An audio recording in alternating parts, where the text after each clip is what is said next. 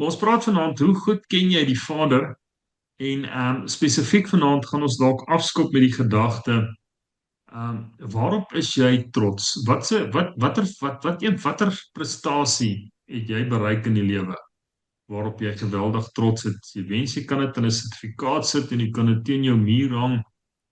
Waarop is jy trots? Watse prestasie is jy op trots? Okay.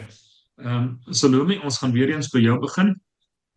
Jy's trots om te kan praat met koffie in jou mond, okay? Mhm. Ok, dit is 'n baie interessante vraag, want as 'n Christen kan ek nie op my eie prestasies trots wees nie, want dis maar wat God in my lewe gedoen het en wat hy vir my doen en vir wie hy is. Ek is baie trots daaroor om sy kind te wees. Baie ja. Maar ek is tog wel trots op my kleinkindertjies. Hulle En jou, is en jou skoonseun? En jou Hulle, skoonseun? ek kan nou net sê, hulle kom so nou en dan in, maar die kleinkinders aan mekaar, daar's geen stop aan hulle nie. Anita, waarop is jy trots? Dit is 'n moeilike een, pastoor. Ek dink elke dag is ek oor goeters trots. En dan eintlik as ek nou dink aan my verlede, is daar nie regtig dit wat ek op trots was, is ek nie eintlik meer so trots op nie. Ek is eintlik nou meer trots op my gogga en my kindertjies en ons plaas en ons boerdery en ons besigheid en alles nou is vir my beter as enige prestasie, selfs my onderwysgraad is niks. Nou, julle weet natuurlik, Anita het springbokklere in darts, né? Perdry, pastoor, perdry. Perdry. Alright. kyk hierdie Wynand, hy kan dit nie glo nie. Wynand, waarop is jy trots? Pastoor, ek dink ek was trots dat ek skool klaar gemaak het. Volgens een van my onderwysers was ek die moroon van die jaar gewees, so ek is baie trots daarop dat ek hom verkeerd kon bewys. Nee, ek dink ook dis bitter moeilik. Alles waarop jy trots was, jy sê dis sommer net 'n klein nuttigheidjie op hierdie stadium. Nou toe 'n pastoor die vraag vir my vra, sit ek en wonder waarop kan ek moontlik nou wees wat ek trots is, maar ek dink ek is trots op my personal best in my huwelik. Dis nou 10 jaar dat ek klomp daar en dis my personal best. So ek is trots op my huwelik. Ek baie gelukkig met my gesinnetjie. Wonderlik. Jy stel, waarop is jy trots?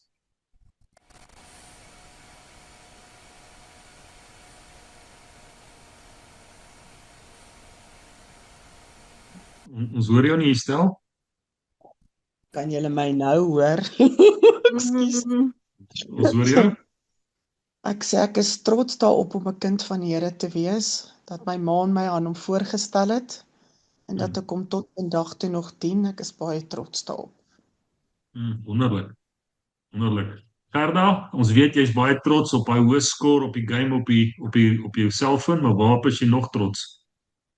Ek het gewonder want ek het baie daaraan gedink, ek is nie ou wat my eie beeld kan blaas en sulke goed. Ek weet in die polisie moes jy altyd sê wat het jy die beste gedoen en om incentive te kry en sulke strooi. Ek was baie moeilik om dit te kon doen, in te vul en so aan. Maar ek is trots op wat ek in die polisie vermag het. Elke dag se werk het ek gegaan en vir myself gesê, ek doen dit nie vir die ouetjies om my nie, ek doen dit vir die Here, soos vir die Here. Dis wat ek elke dag gedoen het. En ja, ek was baie loyaal teenoor die polisie en ek is trots daarop. Geen sertifikaat daarvoor gekry nie. Bye-bye, dis nie eens 'n bye-bye nie, maar dit maak nie saak nie, maar ek voel trots dat ek my beste gedoen het, soos wat ek vir die Here sou gedoen. Robert kan 'n engine oordoen in 10 minute. Robert, waarop is jy nog trots? Ek daar klim die duiwel nou op my skouer af, nee, ek sal nie dit sê nie. Nee, ek is trots omdat ek op 65 weer oupa gaan word. Ek is reg om 'n grootjie te word, maar gaan nou weer oupa word. Dis iets om op trots te wees, Lisel. Die feit dat jy kan koeksisters vleg, waarop is jy nog trots? Nee, ek het nie veel nie, maar ek het hierdie ene. Ek is trots op hom. Ja, en soos almal sê, ek is trots om 'n kind van die Here te wees. Ek kan nie daarop roem nie, maar ja. Mr. Brits? Ek is trots op my goeie vrou te hê en ja, is iets wat ek altyd wou gehad het en ek het een gekry. En dan ook vir elke ding wat ek aanpak om te maak en ek kry dit reg, dan is ek nogal trots op. Nou, dis job satisfaction, né? Ja, dis iets buitengewone goeders. Dan is dit nogal lekker as jy dit reg kry. Ja. Ja, ek moet vir julle sê ek stem saam met meeste of stem saam almal van julle. Maar ek hou van wat Salome sê, ons is trots. Ek is trots om 'n kind van die Here te wees. Die stel het dit ook genoem, trots om 'n kind van die Here te wees. Julle sit nou in my studeerkamer en julle sien hier's glad nie meer sertifikate of enigiets in my studeerkamer nie. Ek is glad nie meer trots op of dis nie meer maak nie meer vir my saak oor al die sertifikate, die beste leerling in pas en draai waar en die beste student in hierdie vak en daai goed. Dis nie meer. Vir my is die belangrikste is die Here het my aangeneem met al my foute, net soos wat ek is, en ek is 'n kind van God. Kom ons praat 'n bietjie oor die gedagte, hoe goed ken jy God? Hoe goed ken jy God? Mag ons God ken? Kom ons praat eers hieroor. Mag ons God ken? Wat is julle gevoel?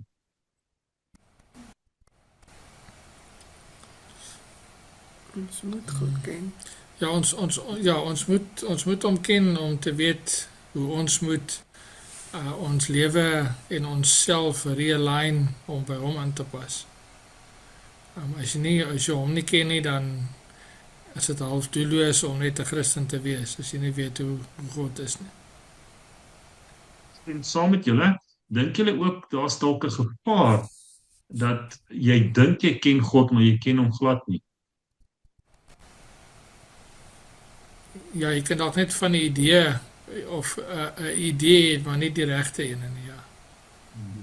Ja, ek meen jy dink jy ken God en jy weet môreoggend 11:00 gaan nie een van julle meer griep hê nie en julle gaan almal gesond word want deur sy wonde is ons genees ensovoorts en dan kom 11:00 en dan hoes en blaf en proes ons nog steeds. Wynand, praat bietjie met my oor jou oor geef ons bietjie daai hoenderbout wysheid. Nee, ek dink die Here wil hê ons moet hom ken. Dis hoekom hy wil hê ons moet met hom praat en ons moet met hom kommunikeer en so aan. Hy wil hê ons moet sy woord lees want die woord is God. Hoeveel van dit wat ons regtig ken en wat ons regtig uitleef is dalk 'n skande as jy dink aan hoeveel daarin ek is wat 'n mens nie ken nie. Ek het al 'n paar keer deur die boek en tans lees ek gereeld dan lees ek iets wat ek sê ek dink dat ek dit al ooit raak gelees het nie. So daar bly altyd ietsie nuuts. Ek lees hierdie boek 20 keer oor.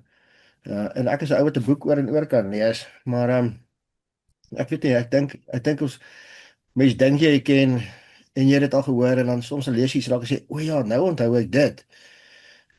As ek na boodskappe luister in die kerk en daar's soveel goed dat dit oorweldig 'n mens eintlik. Ek dink ons weet nie eers 10% of 1% van wat ons regtig moet weet nie, maar ja, ek dink mens moet dit wil doen en ja, oor hoeveel ons weet, dis 'n irrelevante term want ek dink nie ons weet regtig besonders baie nie. Ek stem saam met jou, Wynand. Salome, dink jy dis arrogant om te sê ek ken God? Nee, maar ek dink as ons God regtig, as ons regtig besef hoe lief God ons het, as ons dit besef, dan dink ek sal ons ander mense wees. As ons weet hoe lief God ons regtig het. Ons hoef niks te doen om dit te doen. Ekskuus, ek val jou in die rede. Ekskuus, praat klaar. Nee, ons kan niks doen om dit te verdien nie. Ons kan ook nie iets nie doen om dit nie te verdien nie. Hy het ons lief en as ons dit net besef, ek dink as ons daai besef gaan hê, dit is so groot, dit is baie groot. As iemand môre by jou kom, Robert, en hy sê vir jou, Ek wil met jou oor die Here praat want ek ken die Here. Wat se gevoel gaan jy binne in jou kry? Ek sal nie terugskerm nie, ek sal met hom gesels daaroor, want ek dink ek het nogal 'n redelike noue verhouding met die Here. Ek vergelyk dit altyd met my verhouding met my kinders. Ek meen hulle, as ons nie 'n verhouding gehad het, ek en my kinders nie, dan sou dit gewees het soos die buurman se kinders. Ek meen, ek sou hulle gesien het en dis dit, maar nou omdat dit my kinders is en omdat ons 'n verhouding het, weet ek presies wat in hulle lewens aangaan. Ek weet wanneer hulle iets nodig het, ek weet wanneer hulle hartseer is, en so is dit met my verhouding met die Here. Ek meen, die Here weet wanneer ek iets nodig het, lang voor ek dit nodig het. En hy voorsien vir my, en wanneer ek af is, dan tel hy my op. En as ek daar op my werkswinkeltjie werk, dan is ek heeldag met die Here in gesprek, en ek kry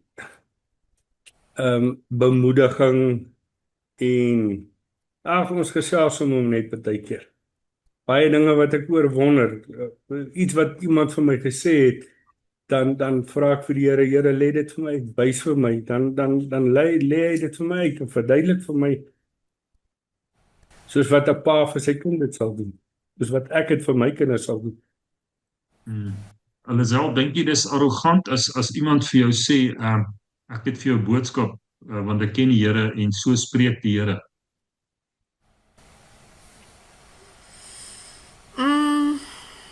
Nee, ek dink dit is arrogant nie. Dit hang seker maar af van wie af dit kom. Ek wil nou nie sê dis arrogant nie, maar ja. Sy is daarom oordentlik, né? Mense is baie keer 'n bietjie skepties as iemand so sê. Maar ek wonder in my eie lewe, as ek met mense praat, kan ek werklik vir hulle sê, ek ken God so goed, dat ek kan sê, so spreek die Here. Wanneer ek praat ek werklik die woorde van die Here, of praat ek my woorde? Okay, kom ons los dit. Hoe goed ken ons die Here? Kom ons kyk wat sê die Bybel. Kom ons begin daarso by Anita, Jeremia 9 vers 23 en 24.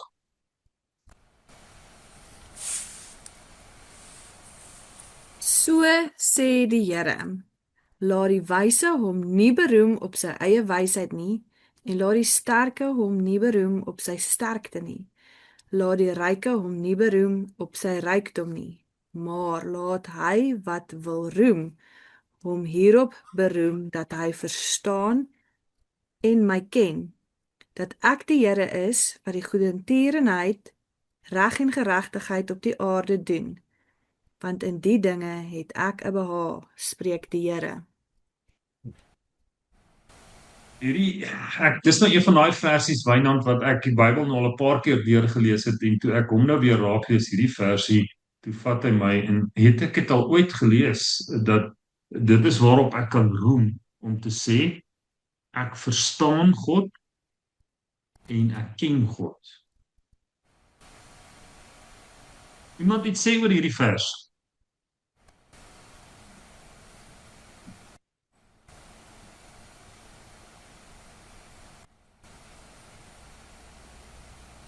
Niemand nie. Right? So julle is almal bekend met hierdie vers gewees. Dit was vir my eerste gewees op daai oomblik toe ek dit nou gelees het, maar ek meen julle was bekend met hom so. Kan 'n mens God in sy volheid ken? Glo nie, pastoor, ek wil nou, kan ek 'n voorbeeld gebruik? Ek dink dis so 'n gepaste voorbeeld, en ek probeer nou, kan ek sommer 'n dingie gebruik? Pastoor, ek dink ek was 'n baie jonger jong volwassene, toe het iemand eendag vir ons as 'n groep jong volwassenes mooi verduidelik. God openbaar homself ten dele, ons ken ten dele. So ons gaan hom nooit in sy volheid kan ken nie, maar hierdie gaan nou goed wees om te verduidelik. So as ek nou sê, ek en Wynand sien vir God en julle sien vir God. Ons hierdie verteenwoordig na God met alle respek. Maar nou verduidelik ek vir julle, God is langwerpig, hy is dalk donkerblou en julle sê nee, hy het definitief groen en blou kool op en ons is nee, hy het definitief nie. Verstaan, so ek sien wat hy aan my openbaar en julle sien wat hy aan julle openbaar. Maar dis nog steeds hy, dis net nie alles nie, dis net 'n deel. Ek hou van daai ene. Dis jy het verseker die hoenderborsie gehad vanmiddag. En die agterkant is net blou en die ander kant het blou kolle op, so maak nie saak, sy het die regte kant gesien. Ja, wat jy sien van God, né? Ek dink dit ek moet eerlik met julle wees, ek ken God nie ten volle nie. Al sy besluitneming. Ek ken nie ek kan nie sy besluitneming en Jesus sê ook, hy sê dat die dag en die datum weet ons nie wanneer hy gaan terugkom nie. So, maar daar's iets wat agter jou verbyloop nou, sal hom nie skrik nie. Maar ons kan sekere gedeeltes van God kan ons ken. Moenie weggeraak nie, Salome. Jy kan sekere gedeelte van God herken. Nou die gemaklike gedeelte of die maklike manier hoe ek dit vergelyk is, ek dink ons kan God se hart ken. Maar dit is nie te sê ons kan God se hand ken nie. Ons weet nie wat volgende, hoe God gaan optree ensovoorts, maar ons kan sy hart ken. Marius, wil jy iets sê? Ja, ek dink die wat elkeen net 'n stukkie ken, is dit ook belangrik dat ons met mekaar moet deel dit wat ons van God ken, om so ook meer te leer van wat God is. Elkeen wat daai stukkie sien en wat jy dan persoonlik self ervaar. En dan ek het nou nog iets gehad wat jy nou net gesê het. Sien net geweet laaste sin wat jy gesê het? Ons ken nie God se hand nie, maar ons ken sy hart. Ja. Nou met daai het ek gedink aan om te gee vir mekaar. Is 'n klein stelling, maar dit het baie meer detail binne in dit. Maar dit gee daai een begrip van gee om vir mekaar. En ek dink dit is wat God se hart vir ons gee. Daai een begrip wat ons van leer, wat dan eintlik meer dieper betekenis het, maar is net 'n klein woordjie of 'n klein sinnetjie, kan ek maar sê. Vir my, ek stem 100% saam met jou, Morit. Vir my gaan dit hieroor. Louis, ken jy God? Dan wil ek sê, ken ek sy hart?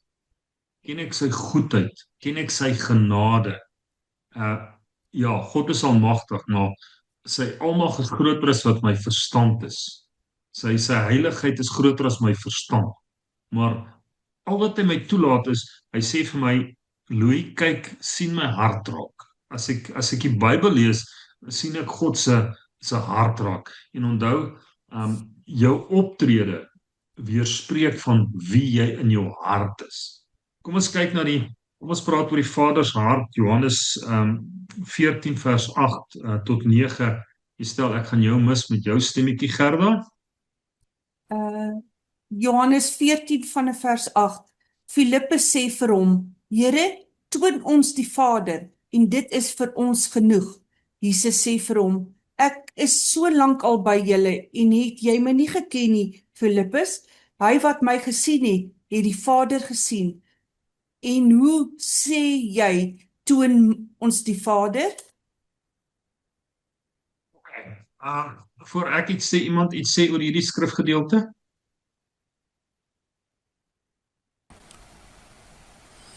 Ek het nou die dag met Marius gepraat hieroor, want dit is baie keer vir my so, ek wonder altyd, hoe kan die disippels nie geweet het wie Jesus nie, want hulle het saam met hom gelewe en goeders het hulle nog steeds verras. Of hulle soos hy nou, hy het nie, en ek dink dit is presies wat ons nou gesê het, ons kan God nie, as ek kan sê, uitfigure nie, so, daar's elke dag nog iets wat jy van hom leer. Dit is net elke keer vir my verrassend om te sien dat disippels wat nou saam hom gelewe het, nog steeds gewonder het wie kan dit wees en so. Dit is elke keer net vir my so 'n bietjie. Dink jy nie Lisel is dat partykeer het ons 'n God verras ons want partykeer het ons 'n ander beeld van wie God moet wees. Het die disippels nie gedink dis eintlik hoe God moet lyk nie. Jy verstaan. Ja, Ek meen, kom ons vat 'n voorbeeld. Robert, kom ek sit jou 'n bietjie op die spotlight. Gerda, julle ry môre 'n dorp toe en agter julle ry 'n man. En Robert sê hierdie man ry daar baie naby aan ons. En nou tap Robert so op die rem, net of hierdie ou te sê, hoor hierso, gee 'n bietjie afstand. Gee 'n bietjie afstand. En toe julle by die eerste stopstraat kom Gerda, kom hierdie ou in woetswarts agter in Robert vas. En jy weet hier agter die sitplek lê 'n wheel spanner en Robert maak sy deur oop. Wat gaan Robert doen? Ja. In die eerste plek, Robert is nie so gewelddadig nie. Hy sal nie daar gaan, hy sal hom dalk met die mond vra, nou wat het jy nou gedoen? Kyk wat doen jy nou? Maar hy sal daarom nie die wheel spanner uitklip nie, nee. Okay, ek weet, dis hoekom ek Robert gebruik het, want Robert is vredelewend. Maar ek wil vir 'n spesifieke rede nie vir Wynand gebruik het nie. Alright. Ek wou net sy wiel wat pap is net vir hom aan omruil het. Dis al wat ek met daai wielspanner wil doen. Al wat ek sê is, baie keer verwag ons hierdie is die optrede. Ons verwag dis die optrede. Maar wanneer ons God se hart ken, wanneer ons wie God werklik is, hoekom wil die mense so graag God sien?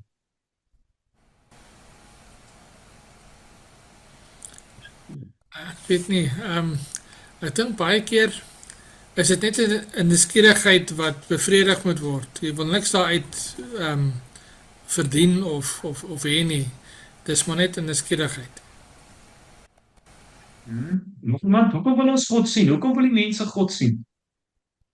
Ek meen, hoekom sal mense kilometers ry om wonderwerke te gaan sien vir 'n pastoor wat vir iemand bid vir wonderwerke? Hoekom wil hulle dit sien?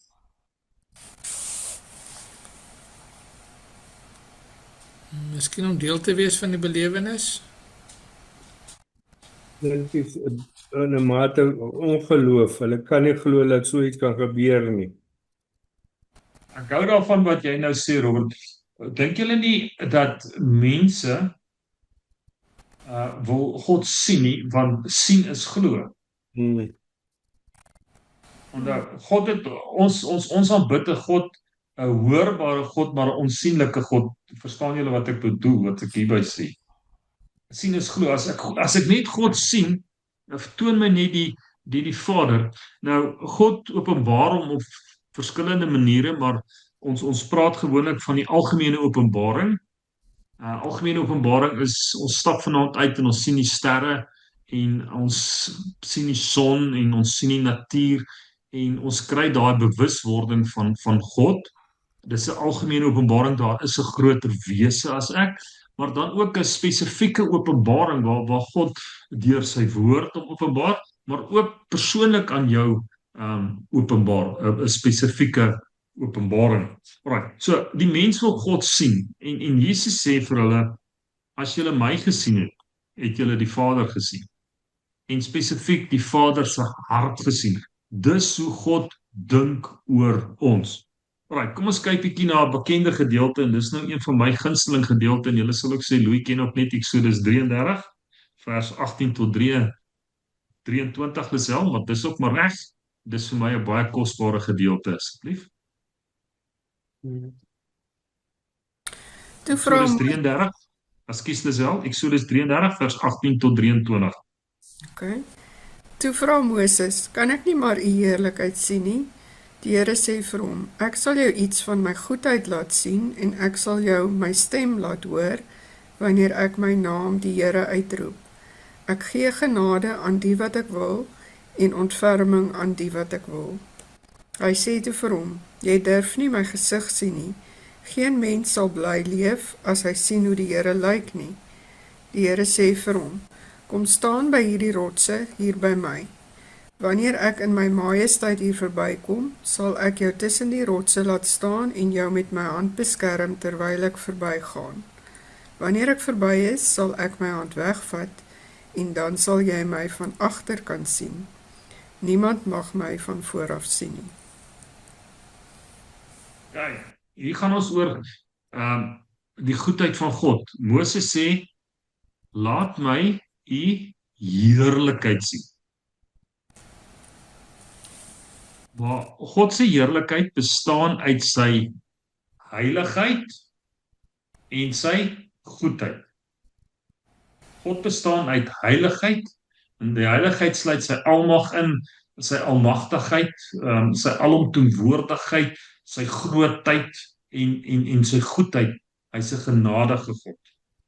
En die Here sê vir Moses, Moses, jy's nie gewire nie. Jou verstand en al jou goed kan nie hierdie gedeelte van my sien nie. Jy sal dit nie kan hanteer nie. Geen mens kan die grootheid van God sien in 'n vleeslike liggaam.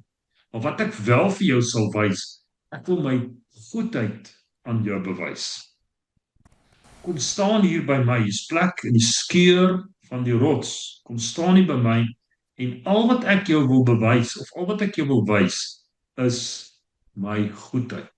En hy het gesê, jy sal my stem ook luister, as jy dat gedeelte luister, dat jy sal my stem hoor, jy sal my stem en my goedheid sal jy hoor. Hierdie is vir my baie belangrik dat ons hierdie besef is dat God wil graag sy goedheid wys. En God wil graag hê ons moet sy goedheid ken. Moet sy goedheid ken. Enige opmerking oor hierdie gedeelte? Ja, ek dink God het nie net vir hom gesê, man, gaan staan daar een kant nie. Jy het gaan niks so wys nie. Hy het wel sy goedheid gewys met hom gedeel. En ja, ek dink hy jak ons nie net af nie. Hy wys vir ons wel 'n gedeelte.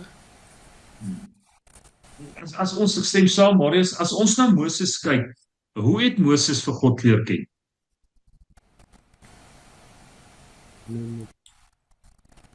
Ekskuus, Robert?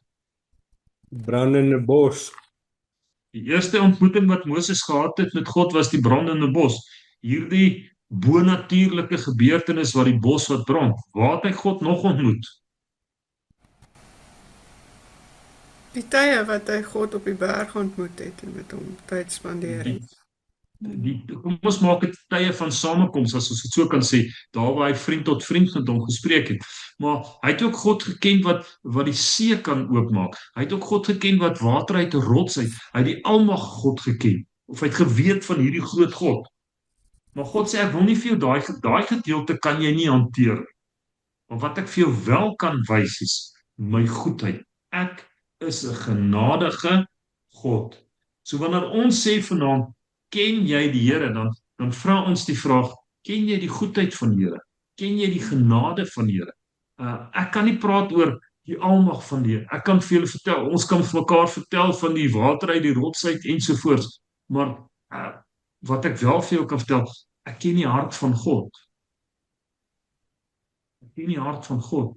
En dit het my die afgelope week, terwyl ek bietjie geworstel het met my gesondheid, het ek baie hierdie vraag vir my gevra, ken jy die hart van God? Luister na die hart van God. Hoor wat God vir jou wil sê. Kom staan net by hom in die skeur en ervaar sy liefde vir jou. Dis wat God wil hê ons moet ervaar op hierdie stadium. Onthou ons is in die genade tydperk. God gee sy genade vir ons. Salome, praat 'n bietjie met ons. Stem saam. Ietsie meer as stem saam? God is groot, hy's goed. Hy is wonderbaar en nog baie. Op watter berg was Moses hier gewees? Nee. Sinai, né? Sinai, Horeb. okay. Horeb, ja. Sinai en Horeb is dieselfde berg, is net verskillende name. Okay. Ek wil hê ons moet vir 'n oomblik nog gaan stil staan by 'n volgende persoon met die naam van Elia. Elia het deur 'n baie moeilike tyd gaan, maar kom ons lees gou Elia. 1 Konings 19 vers 1 tot 13. Salome, gaan jy hom probeer? Kan jy so lank lees? Kyk, so probeer. Okay, ek gaan jou in die rede val, hoor. Ons gaan jou in die rede val. Okay. Elia vlug vir Isebel en kom by die berg Horeb. En Agab het aan Isebel meegedeel alles wat Elia gedoen het. Ja, alles, hoe hy al die profete met die swaard gedood het. Daarop stuur Isebel 'n boodskap na Elia om te sê: Mag die gode so doen en so daaraan toedoen. Sekerlik sal ek môre sulke tyd jou siel maak soos die siel van een van hulle. Toe hy dit sien, het hy hom klaargemaak en ter wille van sy lewe weggegaan. En toe hy in Berseba in Juda aangekom het, het hy sy dienaar daar laat agterbly. Maar self het hy 'n dagreis ver die woestyn ingegaan en daar onder 'n besembos gaan sit en gewens dat hy mag sterwe. En hy sê: Dit is genoeg, neem nou my siel weg, Here, want ek is nie beter as my vaders nie. Ja, vat jy asem, vat asem. Wat het op die berg Karmel gebeur? Ja, hy het nou sopas, het God die water op sy altaar gegooi, wel hy het en daai altaar aan die brand gesteek en al daai Baalpriesters het verbrand, nou net. So, hy het die magtige hand van God gesien. Ja. Die kragtige hand van God. Maar nou gaan hy deur 'n dal. Nou gaan hy deur van Karmel, waar hy 'n hoogtepunt gehad het, gaan hy nou af in die vallei en nou is daar 'n vrou met die naam van Jezebel.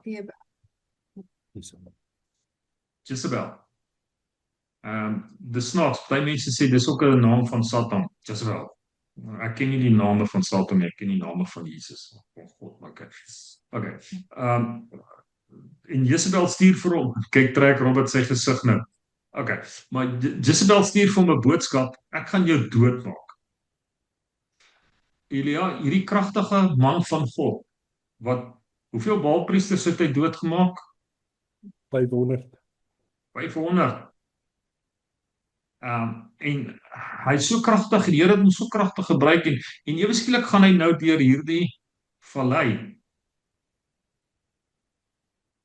En hier in die vallei kom hy nou op 'n punt wat hy sê: Here, ek het genoeg gehad.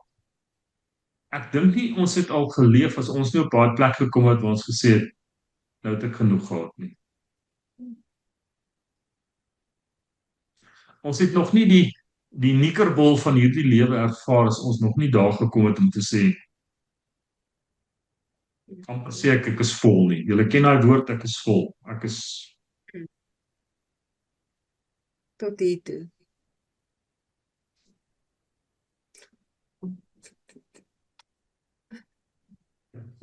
En hy sê, wat is ek nou beter as my ander mense? Kan ek nie net maar sterf nie? Ek weet, Robert, ek dink nou aan die pad wat jy loop. Ek dink aan elkeen van ons die pad waarin ons loop. Aan die tale en almal van ons loop 'n pad. En kom ons nie op 'n plek wat ons sê ek het nou net genoeg gehad nie.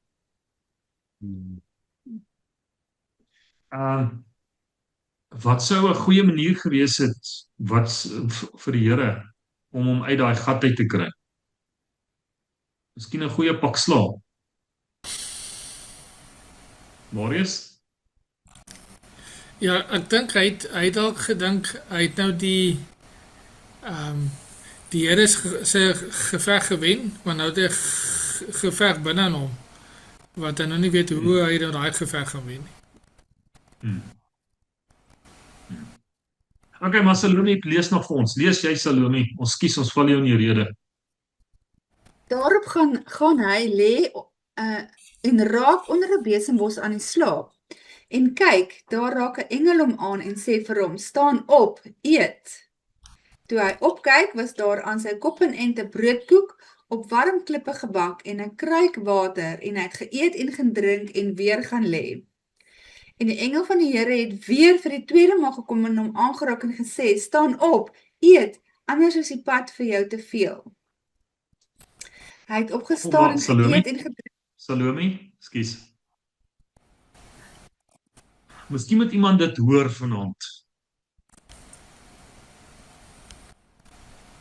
God sien jou behoefte raak. Was jy al so vol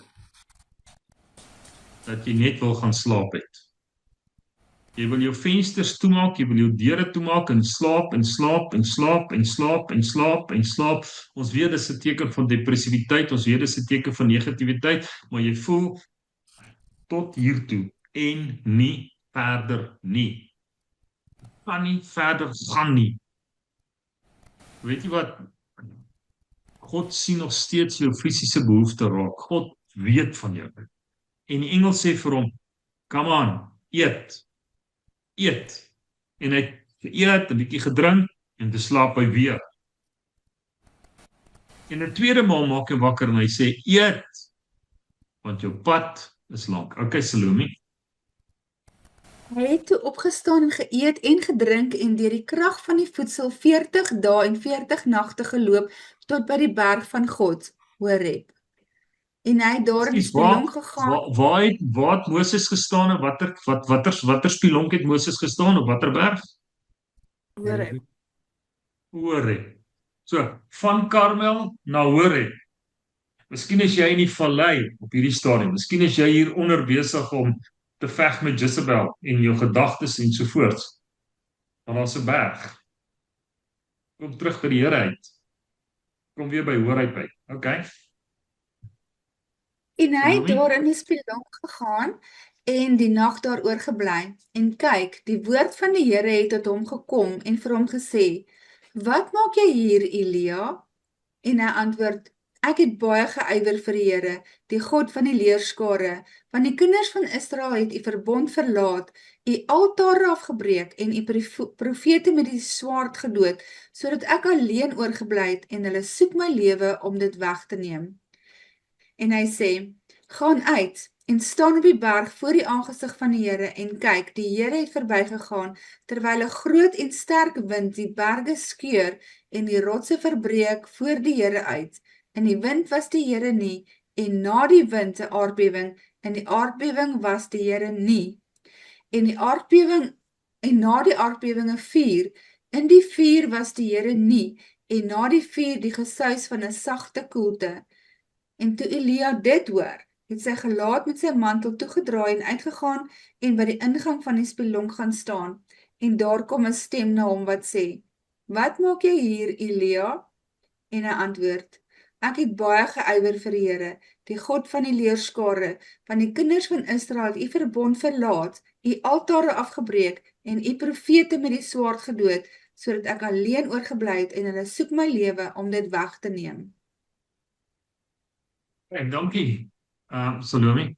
Kan julle die verband sien tussen Moses en Elia? Kan julle die verband sien van die geweldige rukwind en die vuur? God was nie daar nie, maar hy was in die sagte fluistering gewees. Hoe het Elia vir God leer ken? Elia het God leer ken as 'n almagtige God, die God wat droogte bring. Hy het God leer ken as die een wat vir hom die kraaie vir hom kos gebring het. Hy het God leer ken as die een wat vir hom by die weduwee voorsien het. Hy het God leer ken as die almagtige God wat vuur uit die hemel laat kom het en die offer laat verdwyn het, maar nou leer hy 'n nuwe faset van God ken. Toe hy in die moeilikheid is, toe hy voel hy het genoeg gehad, hy's hier. Toe leer hy 'n nuwe gedeelte van God leer ken. Hy leer die goedheid van God. Hy leer die genade van God leer hy ken. Okay, daar's 3 goed wat hoeveel tyd het ons vandag? 3 goedjies wat Elia geleer het. Die eerste ding is, Elia het geleer, God luister na my. Want toe hy moeg was en hy was honger gewees en hy daar onder die boom gesit het God geluister. God het nie daar aangekom en 'n engel gestuur en vir Michael gesê, hoor hierso gaan pluk bietjie vir Elia raas en sê, man, ek is die almagtige God, ek sal saam met jou wees nie. God luister. En ek wil hê, as jy daar op daai plek kom, ek gaan nou net so wys, nou, as jy op daai plek kom, moet jy onthou, God luister. God skryf nie vir jou voor en sê, maar ek het mos vir jou gesê, dit gaan gebeur nie. God luister. En die tweede punt is, wat God doen is, as ons God soek, sal ons hom vind. Hy sal hom openbaar aan ons as ons hom soek. Lisel, Jeremia 29 vers 13 asseblief.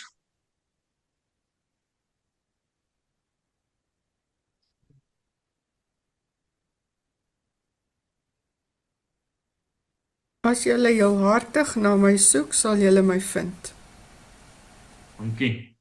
As julle heelhartig na my soek, sal julle my vind. Die derde een is, God praat met ons. God fluister. Luister as God fluister. Ken God se hart. Right. Enigiets oor Elia wat iemand wil byvoeg? Ek wil net sê dat dit vir my ook lyk daarso of God vir hom die pad aangewys het en gesorg het vir hom op die pad wat hy is. Hy het hom nie net alleen gelos om op sy eie aan te gaan nie. Dit is natuurlik die belangrikste wanneer 'n persoon hierso is, dat jy vir hom 'n nuwe visie gee. En die Here sê vir hom, daar's nog werk vir jou. Come on, daar's nog dinge wat jy moet gaan doen. Daar's nog goed wat jy moet doen. Jou lewe is nog nie verby nie. Kom ons kyk na nog iemand ietsie sê oor hierdie ene, Robert, julle reg?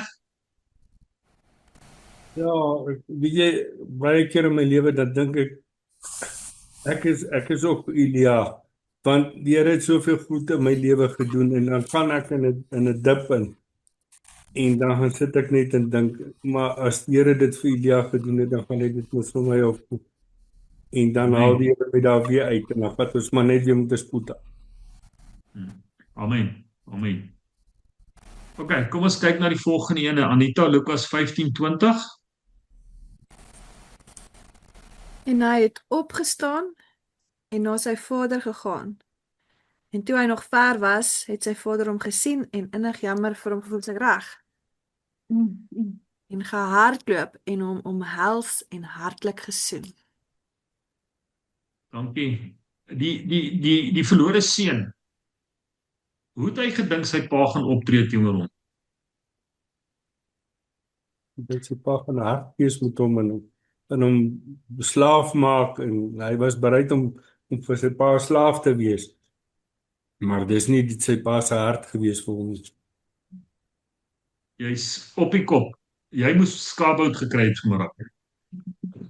Ek soek. Snoekie. Geef hom snoek elke dag. Hoe sien jy God? Hoe sien Louis God? Here, ek sal maar net 'n diensknegt wees. Inteendeel, as ek net my eerste tree gee, begin die Vader hardloop nader tot my en ek sal tot jou nader. Ek moet net daai eerste tree gee. God se hart, ken God se hart. Hoe goed ken Louis God se hart? Nog iemand iets sê oor Lukas 15:20? Kom ons kom by die laaste versie. Gerda, Efesiërs 2 vers 13.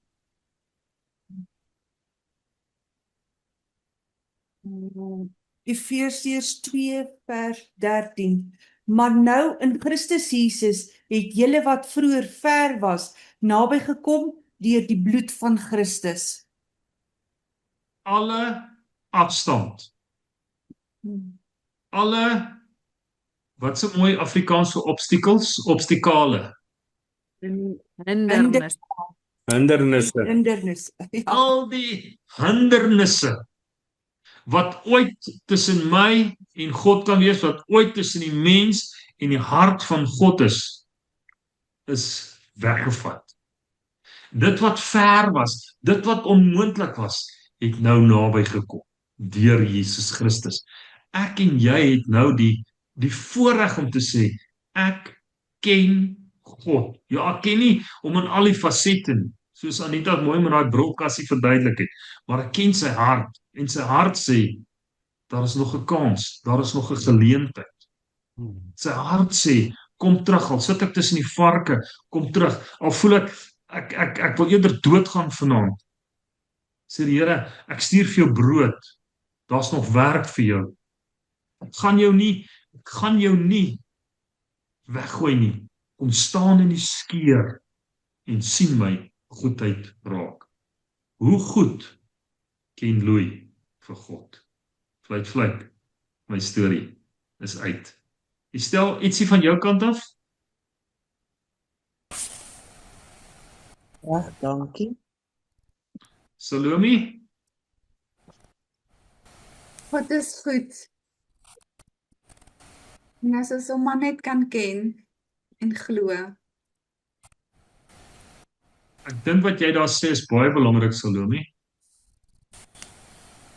As ons ook maar net kan glo, dat God sal ons nooit verwerp nie. God sal ons nooit eenkant toe stoot nie.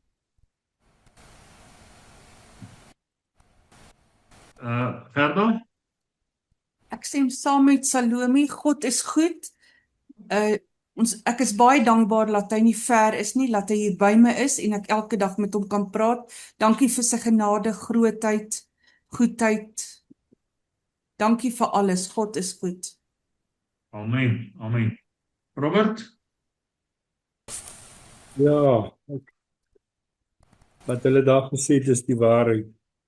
Dankie dat die Heilige Gees binne my hart is, dat ek nie alleenig is. Amen. En dit is maar my ding. Amen. Wynand, geef ons jou hoenderbout wysheid. Nee, ek's regtig nie, pastoor. Nee, Raymond moet 'n bietjie skaapbout kry, man. Anita?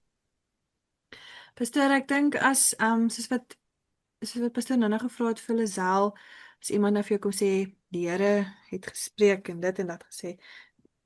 Ek dink soos wat mens nader aan die Here kom, praat hy eintlik baie minder deur ander mense, maar wanneer dit tog gebeur, soos Lisel ook gesê het, hang maar af van wie dit kom. Maar soms, al ken jy die Here hoe goed, is dit tog soms nodig dat iemand anders vir jou kom sê wat die Here sê, want mens raak partykeer in 'n vreeslike groef as jy worstel met 'n ding. Maar oor die algemeen, hoe beter jou verhouding met die Here is, hoe minder sal iemand anders eintlik vir jou kom sê wat die Here sê, want eintlik wil hy eerder met jou self praat. Ja, met die Heilige Gees, die werking van die Gees, jy sal weet, né? Lisel? Ja, ek stem saam met julle almal en soos Salome sê, God is goed. Ek is besig of ek wil so graag my brein rewire om te sê God is net goed. Ons het so baie deur die jare dan dink jy, o, hierdie goed het gebeur en kyk nou wat het die Here gedoen en hoekom laat hy dit toe en sulke goed. Maar hy is net goed. Ons moet net daai deel van sy hart leer ken en dit elke dag vir onsself sê, God is net goed. Ek stem saam met jou, Lisel. Ek dink dis my lewensfilosofie op hierdie stadium is om te sê, Here, ek wil U leer ken. Ek wil U goedheid ten volle leer ken. Baie keer het ons vooropgestelde idees en ons kyk na iemand en ons dink, daai persoon kan net nie 'n kind van die Here wees nie. Kyk, hy tot 'n oorbel, daai persoon kan nie 'n kind van die Here wees nie. Want ek meen, dis so ons groot geword het. Maar Here leer my dat ek die goedheid en die genade sien. Morris? Ek dink baie keer dan het ons nou al hierdie kommunikasiemiddele wat ons het wat nooit voorheen daar was nie. En ons kan eintlik baie luister na wat God vir elke persoon beteken. Maar mense kom nooit daarby uit nie. Daar is min platforms wat vir dit geskep is. En alhoewel dit beskikbaar is. Ek is partykeer is ek jaloers op ons ouens in die lokasie wat om 'n vuur kan sit staan en gesels oor goed. en vir hulle vertel hoe goed hulle baas vir hulle is, hoe sleg hulle baas vir hulle is of wat ook al die ou waarvoor hulle werk. En ons kry net nooit geleentheid om daai met mekaar of min geleentheid om daai deel met mekaar te hê nie. In ons kultuur nie. Ons sal maar liewer vir die TV sit of radio luister of iets anders doen, maar ons gesels min. En ek dink mens moet dalk kyk of mens dalk weer kan werk aan so iets om daar is nou ouens wat braai hou, nee? Maar met braai praat jy nooit oor hoe goed God vir jou is, of min wat dit gebeur. Om meer met mekaar te deel van hoe goed God vir jou is. En ek vat dit nou maar, as ek nou iets wil leer, dan sit ek net en dink vir myself, wat is dit wat ek nou wil leer nie. Jy gaan kyk wat sê ander ouens en jy praat met ander ouens oor dit wat jy wil leer oor 'n spesifieke topic. En so word jou nuuskierigheid net meer geprikkel om net nog meer te wil weet. En dis hoekom ek dink ons moet meer praat van wat het God vir jou gedoen vandag, hierdie week, hierdie maand, hierdie jaar. Om by mekaar te leer. Hoe lyk daai boksie wat Anita gehad het van al die kante af? Baie mooi voorbeeld gewees, Anita. Great.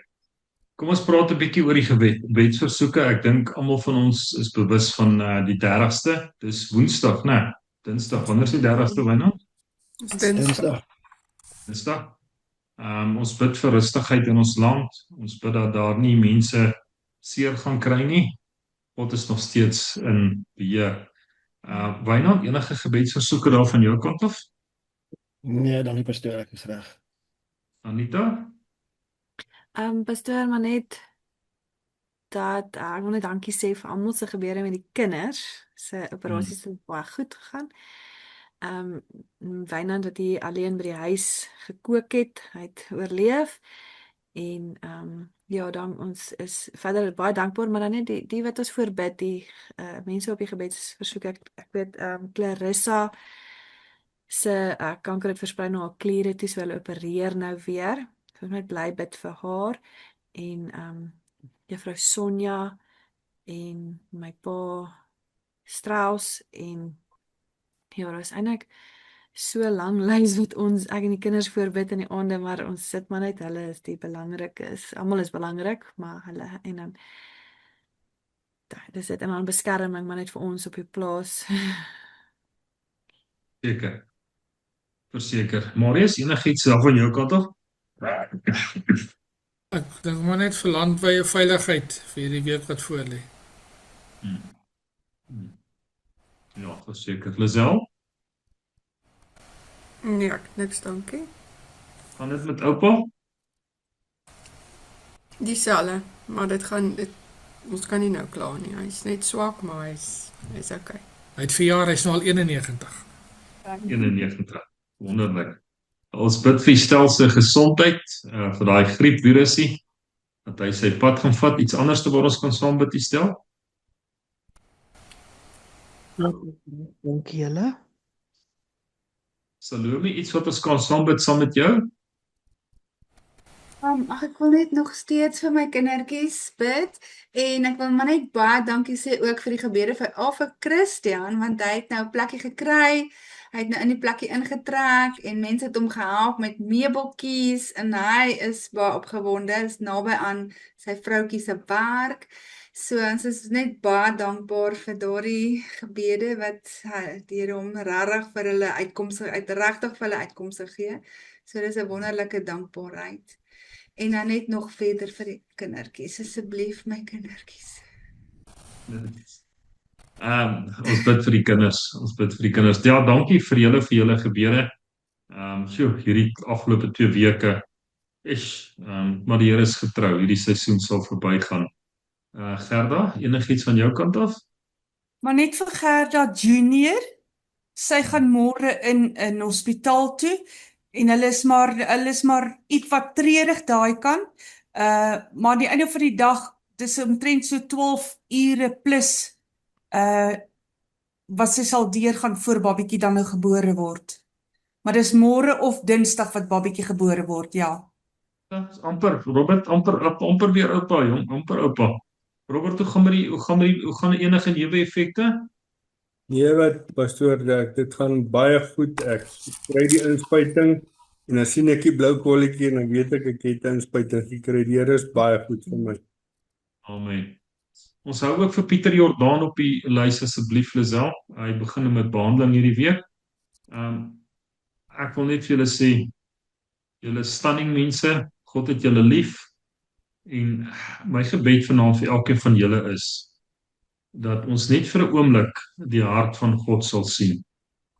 Daai aanvaarding, daai om te sê, maak nie saak wie en wat jy is nie. Ek is lief vir jou. Marius, sal jy vir ons afsluit met gebed en ook hierdie versoeke opdra, Here? Here, baie dankie vir ons tyd saam. Ja, Here, soveel wat U vir ons geleer het van die hart. En gee, Here, laat ons met ons harte met mekaar sal praat en ook met ons harte met U sal praat, Here. Laat ons gedagtes sal uitskuif, bietjie een kant toe skuif, maar net met ons hart sal werk. Dit is tog wat U vir ons gegee het, Here, en dit is waarna U kyk ook op die einde van die dag. Dit wat U toets, is U hart. En dankie, Here, dat U wel vir ons 'n hart gegee het, Here, 'n hart wat besig kan wees om vir mense rondom ons om te gee. En dankie, Here, daarvoor. Ook, Here, vir elke gebedsversoek wat voor U gelê is, Here, wat ons vanaand hier neergeskryf het, wil ek vir U dankie sê, Here, dat ons na U toe kan kom en met ons hele hart kan vertrou op dit wat ons vra, Here. En Here, ons sit dit voor U neer en U besluit wat sal gebeur en nie sal gebeur nie. Ons kan maar net vra en vertrou dat U vir ons die beste sal gee, Here, wat U vir ons wil gee. En Here, dat U vir ons die pad sal aanwys waartoe ons volgende moet gaan, as dinge dalk nie werk nie of as ons moedeloos voel. Maar Here, ons weet verseker dat U vir ons sal sorg, so ver so wat ons gaan. Baie dankie, Here, vir daardie wete wat ons het, wat dit wat ons in die woord lees, die waarheid is, Here, en dit wat ons in die woord lees, ons vir ons eie kan maak, want dit is die woord wat U vir ons gegee het, die woord van die waarheid. Baie dankie, Vader, vir die liefde, vir die genade en vir die krag. En Here, dankie dat ons kan vra vir hierdie week wat voor lê, vir rustigheid in ons land, vir rustigheid in die mense wat kwaad wil doen, se harte, Here. Laat hulle harte hulle sal verhoed om kwaad te doen. Baie dankie, Vader, vir U genade. Ons bid dit in Jesus naam. Amen. Julle, onthou julle is kosbaar vir die Here. Mag julle 'n wonderlike en geseënde week hê. Bye. Bye bye, goeie week vir julle.